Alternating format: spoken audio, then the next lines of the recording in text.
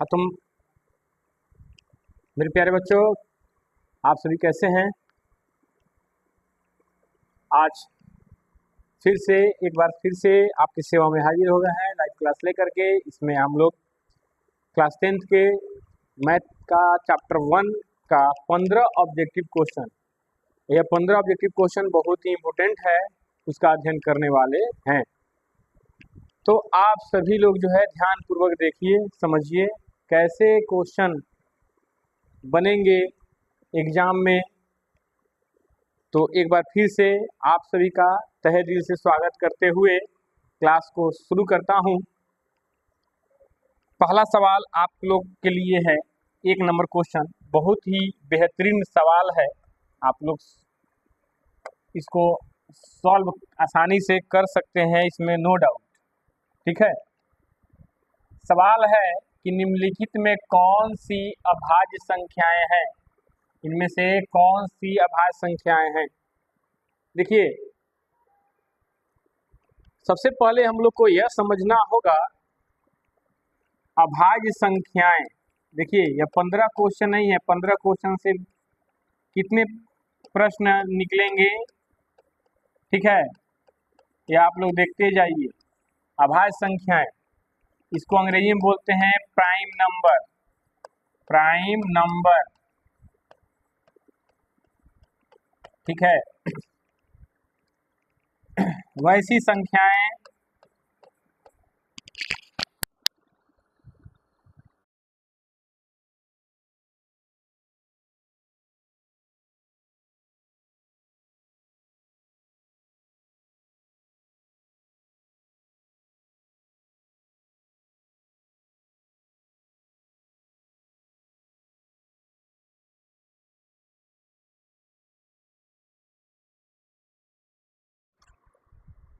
हाँ जी, थोड़ा माइक की प्रॉब्लम हो गया था।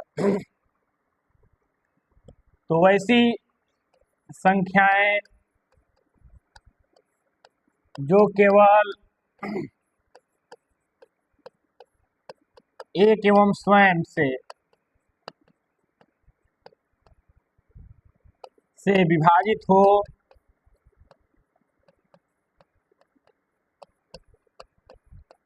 अभाज्य संख्याएं कहलाती है।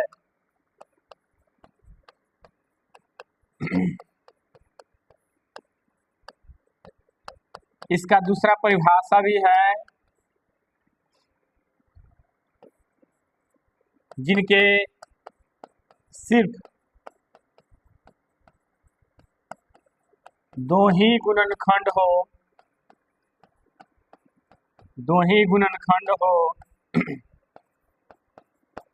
एक एवं स्वयं वह संख्या,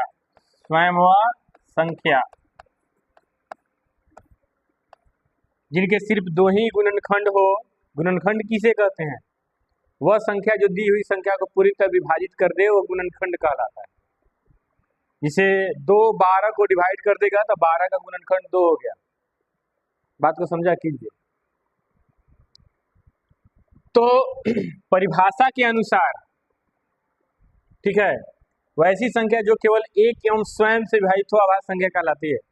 अभाज्य संख्या शुरू होता है 2 से, तो सबसे छोटी अभाज्य संख्या 2 है, सम अभाज्य संख्या 2 है। देखिए, इससे अभाज्य संख्या के कंसेप्ट से 5-6 प्रश्न बहुत इंपोर्टेंट है।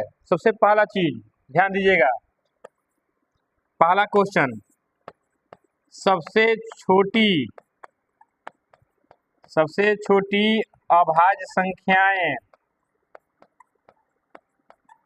इसको बताइए। पहले अभाज्य संख्या का कंसेप्ट क्लियर कर देते हैं। सबसे छोटी अभाज्य संख्या कौन सी होता है, बोलिएगा। तो सबसे छोटी अभाज्य संख्या होता क्या है? 2। क्लियर। अब दूसरा सवाल देखिएगा, दूसरा सवाल, सम अभाज्य संख्या यह है 2। सम अभाज्य संख्या भी होता है कौन सी? 2। अब तीसरा सवाल, दो अभाज्य संख्याओं का मौसा एक होता है। दो अभाज्य संख्याओं का मौसा एक होता है, ठीक है, और उसी को दो अभाज्य संख्याओं का मौसा एक होता है, ठीक है। अच्छा है, दो संख्याओं जिनका मौसा एक हो समअभाज्य संख्या कहलाते हैं, ठीक है। सह आभाज्य संख्या, सम नहीं, सह आभाज्य संख्या कहलाते हैं, मिस्टेक से सम हो गया। सह अभाज्य संख्या, अभाज्य युग्म, वैसे दो अभाज्य संख्या जिनके बीच का अंतर दो हो अभाज्य युग्म कहलाता है। मतलब अभाज्य युग्म मतलब कि अभाज्य संख्या का युग्म, युग्म अभाज्य संख्या भी कह सकते हैं। तो सबसे छोटी संख्या जो है दो है अभाज्य संख्या, उसके बाद तीन है, तीन के बाद पाँच है, पाँच के बाद सात है, सात के बाद 11 है, 11 के बाद 13 है, 13 के बाद 17 है, 17 के बाद 19 है, डॉट डॉट डॉट। तो 1 से 100 के बीच अभाज्य संख्या कितना है? अभाज्य संख्या कितना है? अभाज्य संख्या कितना है? 25 गो है। यह भी एक क्वेश्चन हो गया। तो पहला क्वेश्चन, सबसे छोटी अभाज्य संख्या दो, समअभाज्य संख्या दो, दो अभाज्य संख्याओं का मौसा कितना होता है? एक होता है। युग्म अभाज्य संख्या, युग्म अभाज्य संख्या, इसे क्वेश्चन आपके एग्जाम में देखने को मिल सकता है मेरे प्यारे बच्चों। युग्म अभाज्य संख्या मतलब दो अभाज्य संख्याओं का अंतर कितना हो? दो हो तो उसको हम लोग युग्म अभाज्य संख्या कहते हैं। सहअभाज्य संख्या का मतलब दो संख्याओं का मौसा एक हो तो सहअभाज्य संख्या कहलाता है। अब आइए, अब प्रश्न यह उठता है कि अभाज्य संख्या का सवाल बनाने के लिए हम लोग क्या करेंगे? तो बहुत ही सिंपल है बनाना, बहुत ही सिंपल है। कैसे बनाएंगे? निम्नलिखित में कौन सी अभाज्य संख्या है? तो दो तरीका है, या तो 1 से 100 के बीच में, ठीक है, पूरा अभाज्य संख्या याद कर लीजिए। तो 1 से 100 के बीच में ही अगर कोई संख्या आएगा तभी वो कंप्लीट हो पाएगा। और दूसरा मेथड यह है कि जितने भी संख्याएं दी गई है उनका हम लोग अभाज्य गुणनखंड निकालेंगे, यानी मतलब कि सभी गुणनखंड निकालेंगे, ठीक है। अगर सिर्फ दो ही गुणनखंड होगा तो अभाज्य संख्या है, और दो से ज्यादा गुणनखंड होगा तो भाज्य संख्या है, ठीक है। तो चलिए, अब यहाँ पे सवाल दिया हुआ है 27, 27 दिया हुआ है ना, तो 27 के सभी गुणनखंड, तो सभी गुणनखंड का मतलब जिस संख्या से 27 में पूरा पूरी भाग लग जाएगा वो सभी गुणनखंड होगा, ठीक ना। तो 27 का सभी गुणनखंड 1 हो गया, 3 हो गया, 9 हो गया, 27 हो गया। अब देखिए 27 के सभी गुणनखंड 1, 3, 9, 27, इसका मतलब यह हुआ कि 27 के दो से अधिक गुणनखंड है तो यह अभाज्य संख्या नहीं हो सकता है, यह अभाज्य संख्या नहीं होगा। चलिए दूसरा बी में है 35, तो 35 के सभी गुणनखंड क्या होगा? अर्थात 35 किसके किसके पहाड़ा में आता है? तो 1 के पहाड़ा में आता है, 5 के पहाड़ा में आता है, 7 के पहाड़ा में आता है, 35 के पहाड़ा में आता है। तो ध्यान दीजिएगा 35 के भी सभी गुणनखंड क्या है? 1, 5, 7 और 35 है, अर्थात 2 गो से अधिक गुणनखंड है, तो यह भी अभाज्य संख्या नहीं होगा। बच गया 13, तो 13 देखिए इसमें है 13, यहाँ पे 2, 3, 5, 7, 11, 13, तो 13 क्या है? अभाज्य संख्या है। तो इसका राइट आंसर हो जाएगा मेरे प्यारे बच्चों ऑप्शन सी। क्या हो जाएगा? Option C. तो समझ में आया? अभाज्य संख्या किसे कहते हैं? वैसी संख्या जो केवल एक एवं स्वयं से विभाजित हो अभाज्य संख्या कहलाती है, और या जिनके सिर्फ दो ही गुणनखंड हो, एक और स्वयं वह संख्या, उसको अभाज्य संख्या कहते हैं। सबसे छोटी अभाज्य संख्या आपको पता हो गया 2 होता है। समअभाज्य संख्या क्या होता है? 2 होता है। दो अभाज्य संख्याओं का मौसा क्या होता है?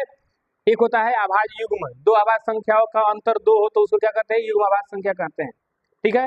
समझ में आया? चलिए आगे बढ़ते हैं। अगला सवाल, सवाल क्या कर रहा है?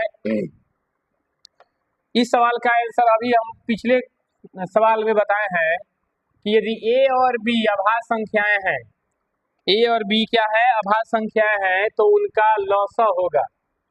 तो ध्यान दीजिए, क्या समझिए, दो अभाज्य संख्याओं का मौसा क्या होता है, तो दो अभाज्य संख्या का मौसा होता है एक। लेकिन वही अगर दो अभाज्य संख्याओं का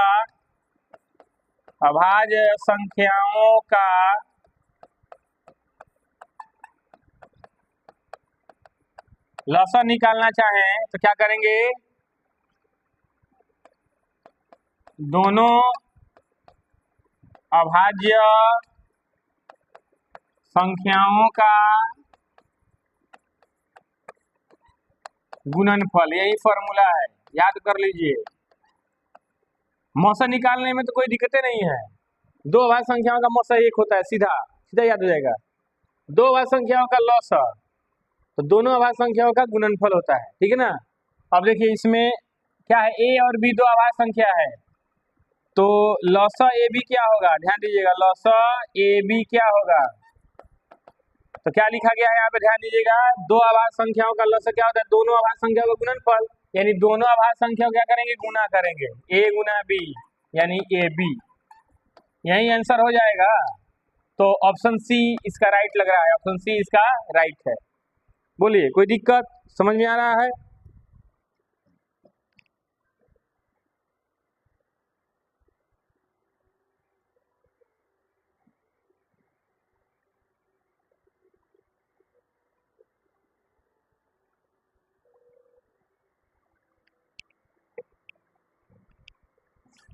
चलिए अब देखिएगा मेरे प्यारे बच्चों, अगला सवाल, हाँ ये बहुत ही खतरनाक सवाल है लेकिन आसान भी है। अब कैसे, समझ जाइए। तो क्वेश्चन है कि संख्या 2.13 113 1113 11113। अब देखिए, जब दशमलव के बाद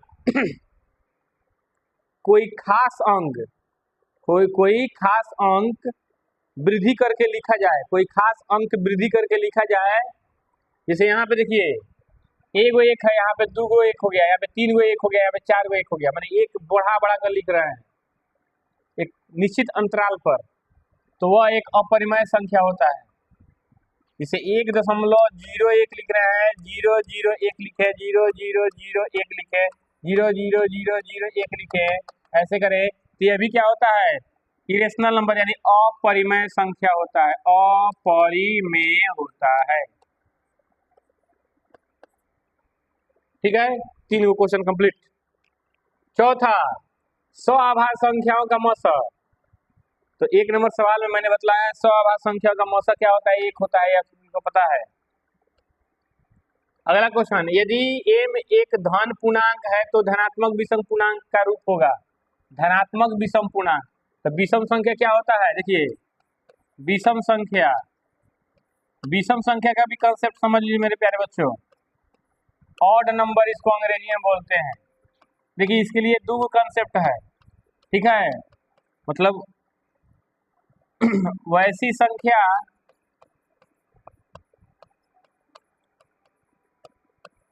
जो 2 से पूर्णतः विभाजित नहीं हो,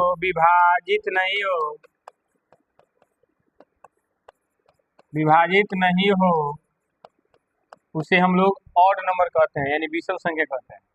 लेकिन एक और चीज यहाँ पर,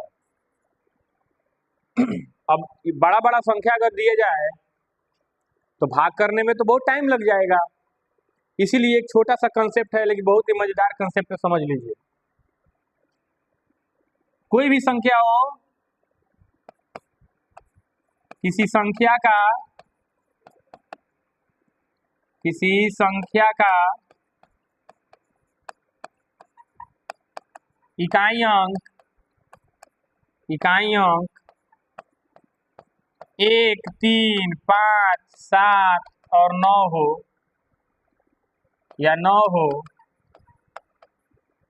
तो वह विषम संख्या होगा, विषम संख्या होता है।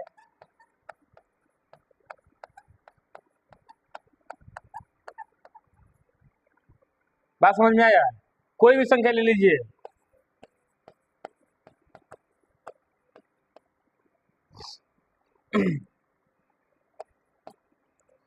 तो देखिए इधर से हम लोग जब भी दहकाते हैं तो इसमें यह इकाई अंक है। इकाई अंक पर क्या है? 7 है। तो 1 हो, 3 हो, 5 हो, 7 हो या 9 हो, तो 7 है तो विषम संख्या, यानी इसका मतलब यह कौन संख्या है? विषम संख्या।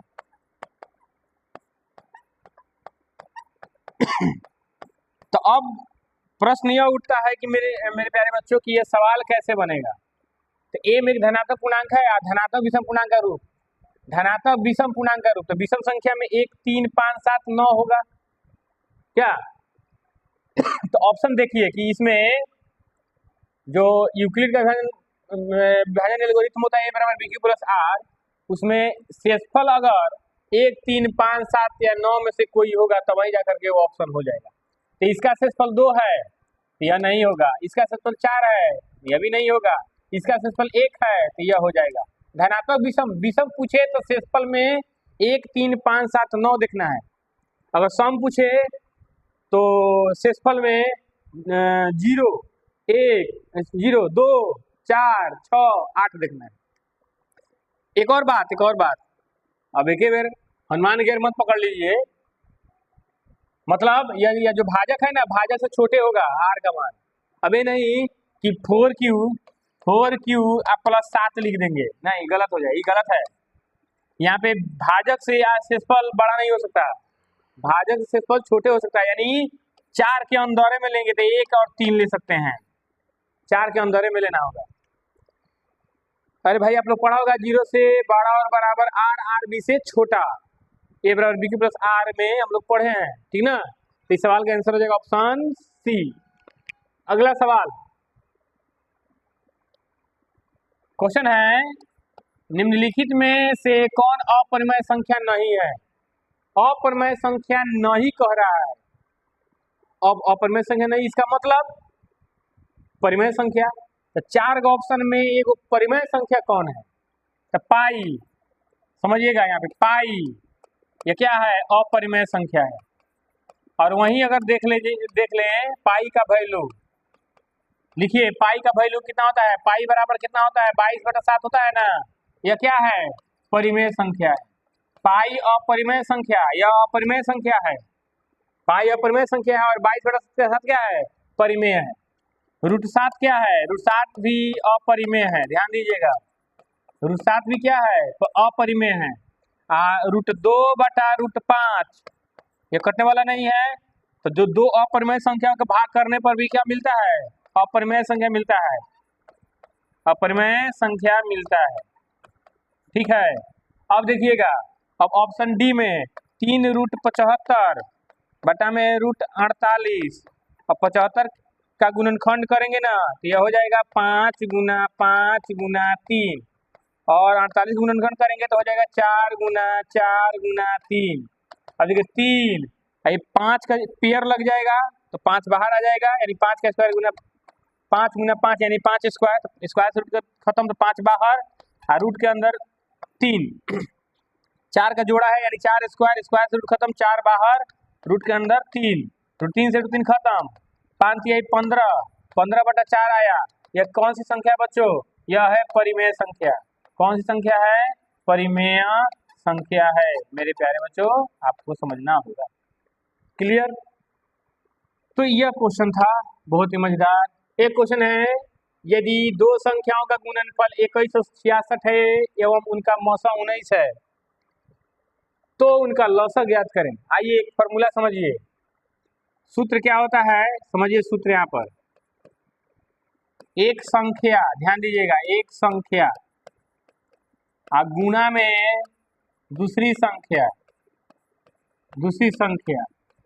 मतलब इसको हम लिख सकते हैं 2 संख्याओं का गुणनफल, 2 संख्याओं का गुणनफल लिख सकते हैं, 2 संख्याओं का गुणनफल लिख सकते हैं। यह होता है बराबर किसके? मौसा गुना में लसा। अब निकालना कौन सी? हम लोग को लसा निकालना है, यही मेन फॉर्मूला है। अगर एक संख्या निकालना हो तो मौसा गुना लौसा में दूसरी संख्या से भाग करते हैं। अगर दूसरी संख्या निकालना हो तो मौसा गुना लौसा में एक संख्या से भाग देते हैं। अगर मौसा निकालना हो तो दो संख्या के गुणनफल में लौसा से भाग देते हैं। अगर लौसा निकालना हो तो दो संख्या के गुणनफल में मौसा से भाग देते हैं। ये बात याद रखिए।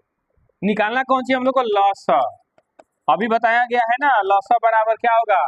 एक संख्या गुना दूसरी संख्या, अर्थात दो संख्याओं का गुणनफल, दो संख्याओं का गुणनफल। बात को समझा करें, दो संख्याओं का गुणनफल बटा में क्या हो जाएगा? मौसा। याद रखिए, लौसा निकालने के लिए दो संख्याओं के गुणनफल में मौसा से भाग करना होता है और मौसा निकालने के लिए दो संख्या के गुणनफल में लौसा से भाग करना होता है। ठीक है, तो लौसा का वैल्यू कितना निकलेगा? ध्यान दीजिए, लौसा बराबर दो संख्या का गुणनफल कितना है? 2166 है। अब बटा में मौसा कितना है? 19। तो 19 से कम 19, 2 26। ठीक है, 19 से कम 19। ठीक है, और हो जाएगा आपका कितना? 7 76 और चौका 76, यानी 114 इसका आंसर हो जाएगा। ऑप्शन आप लोग बोल सकते हैं, कमेंट में लिख सकते हैं, ऑप्शन सी इसका राइट हो जाएगा। ऑप्शन सी इसका राइट हो जाएगा। अब अगला सवाल देखिएगा मेरे प्यारे बच्चों। ए का वैल्यू दिया हुआ है 2 का पावर 3 गुना 3 गुना 5। बी का वैल्यू दिया है 2 का पावर 4 गुना 5 गुना 7। निकालना है लौसा। लौसा ए कुमा बी। अब देखिए, मौसा का मतलब लोएस्ट पावर वाला, मौसा का मतलब लोएस्ट पावर वाला और लौसा का मतलब हाईएस्ट पावर वाला। तो सबका हाईएस्ट पावर वाला नोट कर लीजिए। तो सबसे पहले देखिएगा, दो दो मिल रहा है ना, इन दोनों में हाईएस्ट पावर किसका है? इसका है। तो 2 का पावर 4 गुना 5 5 मिल रहा है ना, तो 5 का पावर 1 गुना इसमें 3 है तो 3 गुना इसमें 7 है तो 7। अब 2 का पावर 4 का मतलब 2 दूना 4 दूना 8 दूना 16, 16 पचे 80, 16 पचे 80, 80 में गुना करेंगे 7 त्रिका 21 से, तो 0 8 8 2 16, 1680 इसका क्या हो जाएगा? आंसर हो जाएगा। ऑप्शन डी इसका राइट आंसर होगा। ऑप्शन डी इसका राइट आंसर होगा। ठीक है, क्या समझे? आगे बढ़िएगा। 144 के अभाज्य गुणनखंड में 2 का घातांक क्या है? तो सबसे पहले हम लोग क्या करेंगे ना, 144 का अभाज्य गुणनखंड करेंगे। क्या करेंगे? अभाज्य गुणनखंड। 2 से डिवाइड करेंगे तो 72 हो जाएगा। 2 से डिवाइड करेंगे तो भागफल कितना आएगा? बोलिएगा। 36 आएगा। 2 से डिवाइड करेंगे तो 18 आएगा। 2 से डिवाइड करेंगे तो 9 आएगा। 3 से डिवाइड करेंगे तो 3 आएगा। यानी 144 के अभाज्य गुणनखंड में 3 3 9 दूना 18 36 में 72 दूना 144, यानी 2 कई बार है? 2 है 4 बार है, गुना 3 कई बार है? तो 3 2 बार है। किसका घातांक पूछ रहा है? 2 का घातांक, यानी 2 का पावर पूछ रहा है। 2 का घातांक पूछेगा मेरे प्यारे बच्चों, तो 2 का घातांक कितना है? पावर 4 है। आंसर इसका सी ऑप्शन हो जाएगा राइट। अगला सवाल, निम्नलिखित में कौन सा अपरिमेय संख्या है?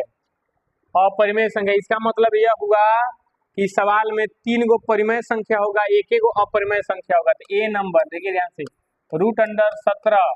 तो 17 का वर्गमूल दशमलव में आएगा, क्योंकि 4 चौका 16, 4 का स्क्वायर 16, यानी 16 का वर्गमूल 4 होता है। तो 17 का वर्गमूल मतलब दशमलव में आएगा, इसलिए यह अपरिमेय संख्या है। क्लियर बात? सीधा अपरिमेय संख्या है। अब देखिए, बी में दिया हुआ है ऑप्शन √100। तो 100 का वर्गमूल क्या होता है? 10। 10 क्या है? परिमेय है। ध्यान दीजिएगा। ऑप्शन सी में √4 कह रहा है, 4 का वर्गमूल होता है 2। 2 क्या है? परिमेय है। डी में √16 प्लस √25 कह रहा है। अब बताइए, 16 का वर्गमूल 4 प्लस 25 का वर्गमूल 5, 4 में जोड़ेंगे 5 कितना हो जाएगा? 9। 9 क्या है? परिमेय संख्या है। अब देखिए, 3 गो परिमेय संख्या आ गया, 1 गो अपरिमेय संख्या आ गया। सवाल में पूछ रहा है अपरिमेय संख्या, यानी √17 अपरिमेय संख्या है। इस सवाल का सही जवाब हो जाएगा ऑप्शन ए √17। अब देखिए, निम्नलिखित में कौन सा अभाज्य संख्या है? वही बात होगा। 91 91 का गुणनखंड क्या होता है बोलिए? 1, 7, 13, 91।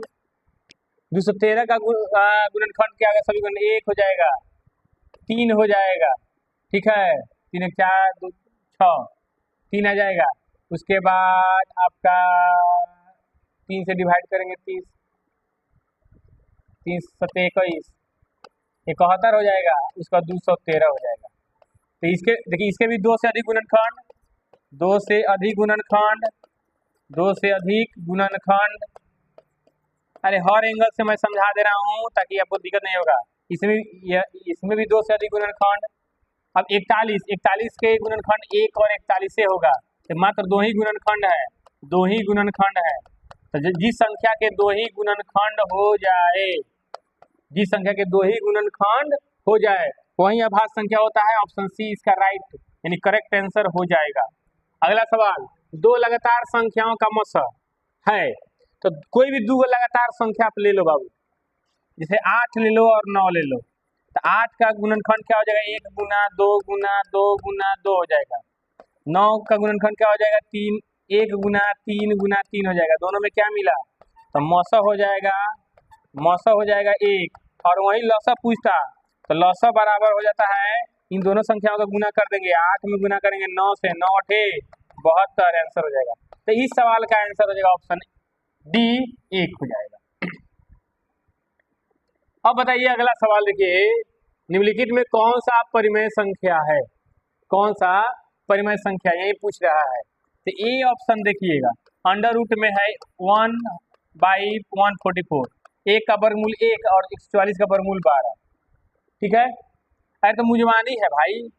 बी में देखिए अंडर रूट 50/500, ठीक है, 50 से 500 कटेगा 10, अंडर रूट 1/10, ठीक है, 1 का वर्गमूल 1 हो जाएगा, 1 हो जाएगा, बटा में 10 का वर्गमूल नहीं, दशमलव में आता है। यह अपरिमेय संख्या क्या है? अपरिमेय संख्या। अब देखिए 2√32 का गुणनखंड करेंगे तो 4√2 हो जाएगा। यह भी अपरिमेय संख्या, यह भी क्या है? अपरिमेय संख्या, यह भी अपरिमेय संख्या। इसका मतलब ए, इसका ऑप्शन जो है ना परिमेय संख्या है, तो ऑप्शन ए इसका राइट आंसर हो जाएगा, क्योंकि सवाल में पूछ रहा है परिमेय संख्या है। सवाल में क्या पूछ रहा है? परिमेय संख्या है। अब क्वेश्चन देखिएगा, अब देखिए इसे पहले हम विषम पूर्णांक देख रहे थे, अब देखना है कौन चीज? सम पूर्णांक। तो विषम पूर्णांक में क्या होता है? 1 3 5 7, मतलब भाजक से छोटा होना चाहिए, लेकिन सम पूर्णांक में क्या होना चाहिए? भाजक भी होना चाहिए और साथ ही साथ 2 4 6 8 भी होना चाहिए, लेकिन भाजक से कम होना चाहिए। तो 2p+1, यहाँ पे देखिए शेषफल 1 है तो यह नहीं होगा, केवल p है, यह भी नहीं होगा, इसमें भाजक तो है ही नहीं, p+1 है, इसमें भाजक नहीं है, ठीक है, 2p है, हाँ यह हो जाएगा, क्योंकि 2p प्लस में 0, तो यह p के लिए सम पूर्णांक के रूप का यह आ जाता है, यही संतुष्ट कर रहा है, तो ऑप्शन इसका डी राइट आंसर हो जाएगा, ठीक है। अगला सवाल देखिए, निम्नलिखित में किसका दशमलव प्रसार अशांत है?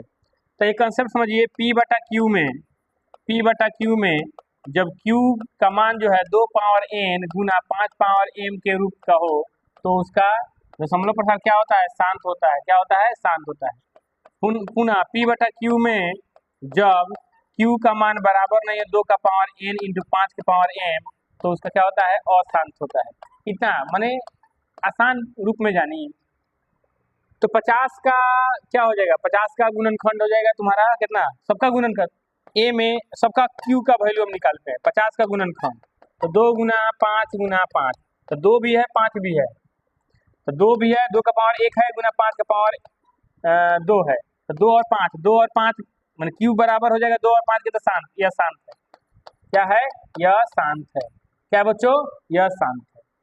अब बी में देखिएगा मेरे प्यारे बच्चों, बी में दिया है q का वैल्यू 243, तो 243 का हम लोग गुणनखंड जब निकालेंगे ना, 243 का, तो 3 से भाग करेंगे तो 8 81, 3 से भाग करेंगे तो 27, 3 से भाग करेंगे तो 9, 3 से भाग करेंगे तो 3, कितना आ गया? केवल 3 आ गया। 3 का पावर 1 2 3 4 5 गुना 2 का पावर 0 गुना 5 का पावर 0। अच्छा भाई 2 और 5 इसलिए लिख दिए हैं ताकि 2 का पावर 0 का वैल्यू 1 होता है, आप लोग घातांक के नियम में पढ़े होंगे, और 5 के पावर 0 है तो उसका भी वैल्यू 1 होता है, आप घातांक के नियम में पढ़े होंगे, पढ़े कि नहीं पढ़े बताइए। तो अब देखिए सवाल क्या कह रहा है कि दशमलव प्रसार अशांत है, हम लोग को अशांत खोजना है, लेकिन पहला वाला तो शांत आया, लेकिन दूसरा वाला में क्या है, कैसे शांत आया, क्योंकि इसमें 2 और 5 यही 2 है, ठीक है, इसमें 2 5 तो है मान के चलिए, लेकिन एक्स्ट्रा 3 है, तो 2 और 5 के अतिरिक्त कोई भी संख्या रहे, 3 रहे, 7 रहे, 11 रहे, 13 रहे, कोई भी संख्या रहे, तो उस परिस्थिति में अशांत होता है। तो हम लोग को तो वही खोजना है अशांत, इसका मतलब इसका राइट आंसर हो जाएगा ऑप्शन बी, यही अशांत है। क्या है, अशांत है। तो यही आपका लास्ट क्वेश्चन था।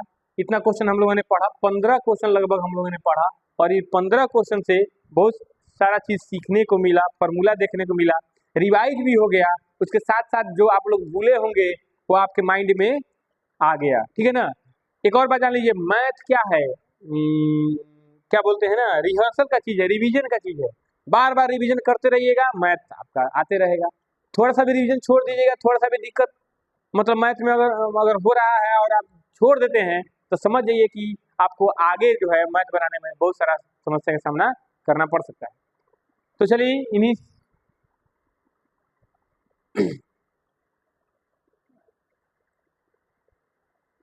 हाँ जी, तो इन्हीं सवालों के साथ हम लोग आज का क्लास यही एंड करते हैं, ठीक है, और कल फिर मिलेंगे लाइव क्लास में, ठीक ना, 7 बजे।